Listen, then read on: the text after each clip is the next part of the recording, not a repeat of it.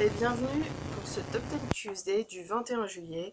La thématique cette semaine est les livres qui célèbrent la diversité. J'ai eu beaucoup de mal à faire ce top 10 parce que voilà, c'est pas forcément une thématique que je recherche dans mes livres. J'ai pas envie d'avoir une morale comme quoi c'est bien d'être noir, c'est bien d'être gay ou etc. Moi je m'intéresse à l'histoire et c'est vrai que la promotion de la diversité, voilà, je trouve que ça fait un peu moralisateur dit comme ça, donc j'ai eu pas mal de mal à trouver des livres qui correspondaient à la thématique. Et une fois de plus, j'ai un peu triché, j'ai rajouté un livre. Un film, pardon. Décidément, ce matin, quand ça veut pas, ça ne veut pas. Donc, j'ai mis en 10e position le Protectorat de l'Ombrelle, donc qui est pour moi une promotion, enfin une célébration de la communauté gay, bi, lesbienne, trans, etc. Enfin LGBT. Euh, alors pourquoi? Parce que je trouve que les personnages donc de Lord Akeldama et de Madame Le Fou, en fait, ok, Lord Akeldama est très caricatural, mais Madame Le Fou, en fait, c'est voilà, ok, elle est lesbienne, c'est un détail quoi. C'est pas, on met ça ultra en avant et on fait ouais, c'est cool et tout, elle est lesbienne. Non, c'est juste, bon, il s'avère que le personnage est lesbienne. Voilà. Et je trouve que, en fait, le meilleur moyen de célébrer la diversité, c'est juste de dire, bah tiens, machin, au lieu de. Enfin, machin est gay, ou machin est lesbienne, ou machin est bi, ou machin est trans. Voilà. C'est en disant. En fait, en mettant en scène des personnages tout à fait communs, mais voilà, issus d'une minorité. Ouais, je trouve que c'est. Il n'y a pas besoin d'en faire des caisses en disant c'est trop bien et tout. Regardez, il s'en sort malgré l'adversité, blablabla. Là, je trouve que c'est le. Je trouve que voilà, juste mettre en scène des personnages issus de minorités suffit en fait. Il n'y a pas besoin d'en faire des tonnes. Voilà. Et c'est en ça que le protectorat de l'ombrelle, pour moi, est très bien. En neuvième position, il y a Fangirl. Alors, j'ai un peu hésité à. Oula, voilà, c'est bon, mon œil est revenu. J'ai un peu hésité à mettre celui-là parce que pour moi, en fait, la minorité qui est mise en scène ici, c'est les geeks, les no-life et tout. Ben, ouais. Alors, certes, c'est pas vraiment une minorité, mais voilà, c'est un peu hors de la norme. Mais, enfin, on peut pas vraiment dire que il y ait des gros soucis à être geek, quoi. Voilà, donc c'est vrai que j'ai eu un peu de. J'ai un peu hésité à mettre celui-là, mais en même temps, la manière dont est décrit Kat, voilà, à s'isoler totalement, voilà, je trouve que c'est une bonne description aussi de ce qu'on peut ressentir à la fac. Voilà.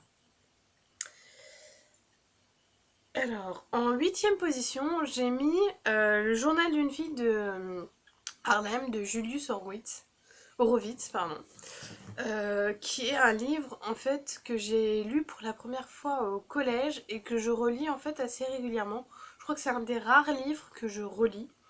Voilà, donc c'est l'histoire d'une jeune noire au début fin des années 70, début des années 80 à Harlem. Donc voilà, pour moi ça met en scène à la fois la communauté noire et aussi bah, les pauvres, tout simplement. Voilà, parce que elle n'a pas d'argent, mère célibataire, le frère qui va finir par se droguer, la sœur qui veut, donc adolescente qui va tomber enceinte. Enfin voilà, c'est, on va pas dire une caricature parce que on peut pas vraiment faire de caricature de ces problématiques, mais voilà, c'est vraiment tout ce qui peut aller mal va mal pour elle. Mais en même temps, elle est volontaire, elle va s'en sortir, elle fait tout pour s'en sortir. Elle va même aller, enfin, voilà, elle va aller à la fac, elle le sait. Enfin, elle fait tout pour y arriver. Voilà, c'est vraiment pas l'image de la battante parce que elle est pas non plus ultra proactive, genre ouh, je vais m'en sortir, mais on sent qu'elle n'a pas envie de cette vie, elle, donc en fait, en gros, sa sœur tombe enceinte pour pouvoir avoir les allocs. Et que, en fait, c'est pas du tout le modèle de vie que elle, donc A, donc elle est juste décrite par ses initiales A, elle veut sortir de ce schéma. Et je trouve que c'est bien de montrer que on peut avoir une espèce de prédestination en fonction de là où on est, enfin, de sa couleur de peau, etc. Mais que c'est pas non plus une fatalité. Voilà. Je suis pas sûre que ce soit en fait une valeur de la enfin une promotion de la diversité parce que là, enfin, la manière dont les noirs sont décrits et les pauvres aussi, c'est pas top.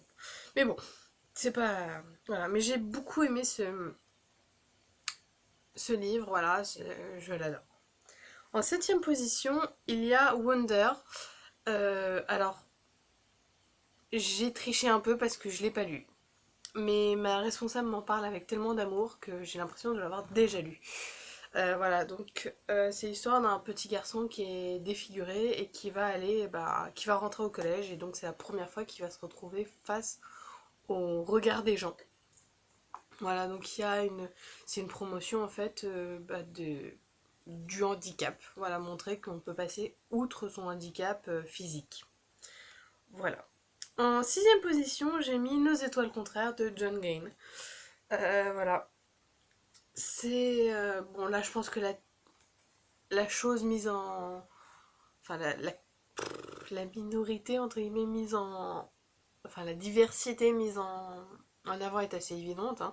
Voilà, c'est quand même un groupe d'ados malades, cancéreux. Voilà.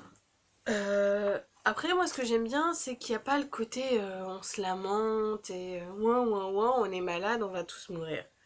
Voilà, c'est ce que j'ai beaucoup aimé dans ce. Même s'il y a des moments où j'avoue j'ai pleuré comme une gamine en le lisant.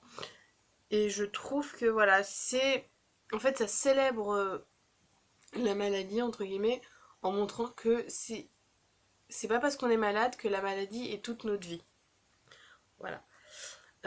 En cinquième position, j'ai mis Le voyage de Théo de Catherine Clément. En fait, l'histoire est celle de Théo, un jeune adolescent qui se révèle malade aussi et qui va faire avec sa tante un tour du monde des religions. Et donc je trouve que ça célèbre justement la diversité des religions, de montrer qu'il n'y a pas que une seule foi possible, que on peut aussi bien être catholique, musulman, juif, protestant, animiste, etc.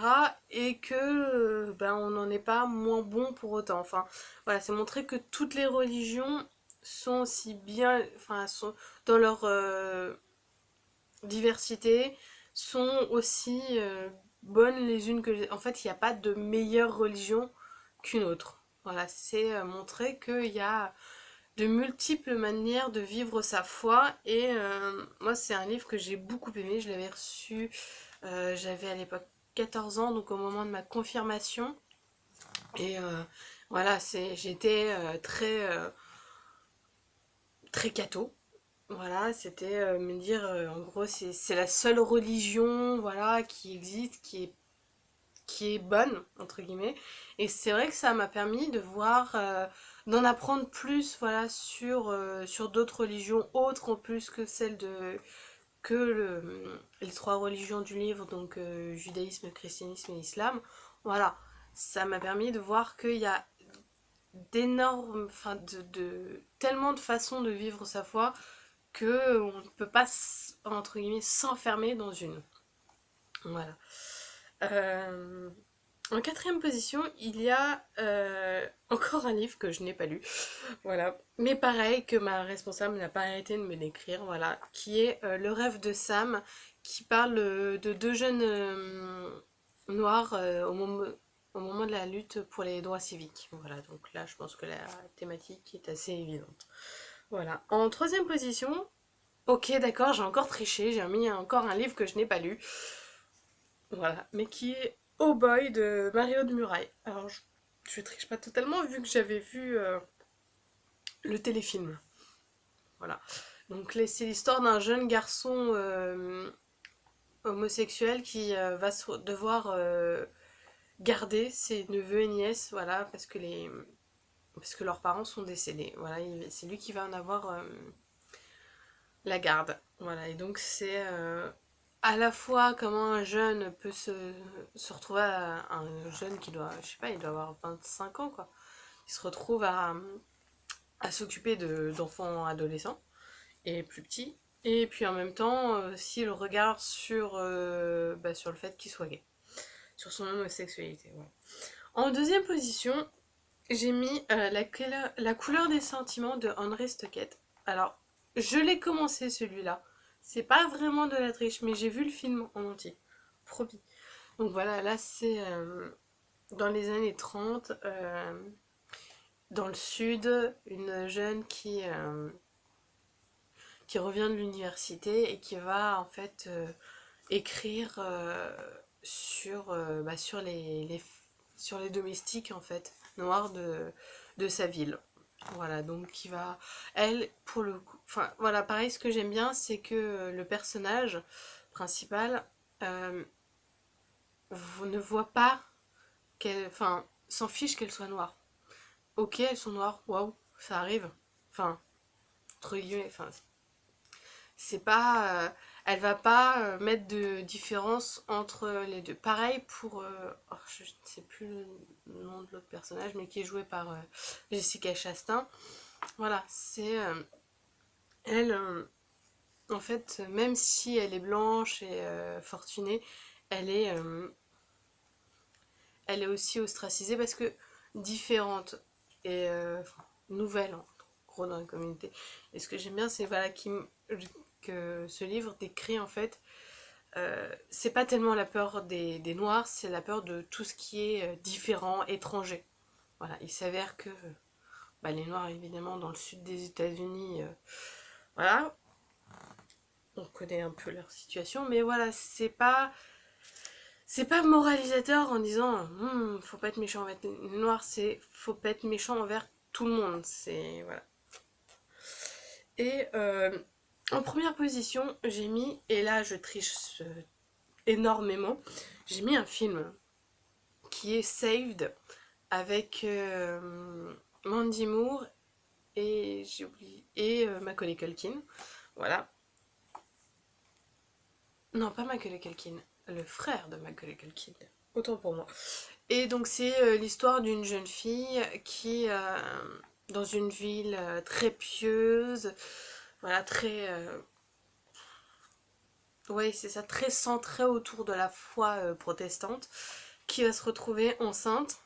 Elle est persuadée d'être enceinte comme ça, un peu par miracle.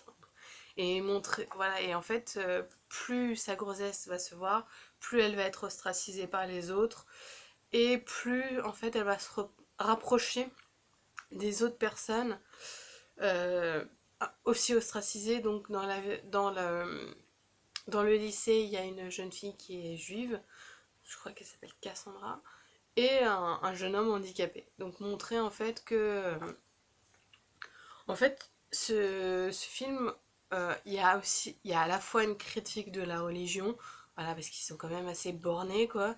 C'est tu fais comme ça et puis pas autrement. Et aussi montrer que enfin on a le droit d'être différent quoi, c'est ça, c'est on peut faire on n'a pas tous un schéma de vie préconstruit et qu'on peut faire en fait qu'on peut faire ce qu'on veut. Voilà. Alors donc mon top 10 est terminé. Je suis franchement pas sûre de l'avoir réussi. Parce que là, plus ça va et plus la même. En fait, en le faisant, j'ai l'impression d'être à la fois ultra raciste, homophobe et machin. Enfin, alors ce que je ne suis pas évidemment, c'est en fait, je trouve ça très difficile de parler de célébration de la diversité, de mise en avant de la diversité, sans tomber en fait dans des clichés, dans des trucs. Donc, Voilà, si j'ai fait des remarques qui peuvent être mal interprétées, c'est juste parce que je sais pas trop comment parler de ce genre de livre. Voilà. J'avais hésité à mettre des films du type The Duff ou Mean Girls, mais en fait, pour le coup, je trouve que ça promeut pas du tout la diversité, ça promeut une espèce de... Il faut être comme tout le monde, justement. Voilà, d'uniformité, de gros trucs global béjasse. Voilà, donc je les ai enlevés. Et ce qui explique que j'ai eu beaucoup de mal à faire ce top 10. Voilà. J'espère que ce top 10 vous a malgré tout plu. Dites-moi s'il y a des livres qui vous paraissent plus appropriés pour ce top 10. Est-ce que vous avez lu des livres de ce top 10 et vous pensez que, comme moi, qu'ils célèbrent bien la diversité? Voilà. Au revoir et bonne journée à tous.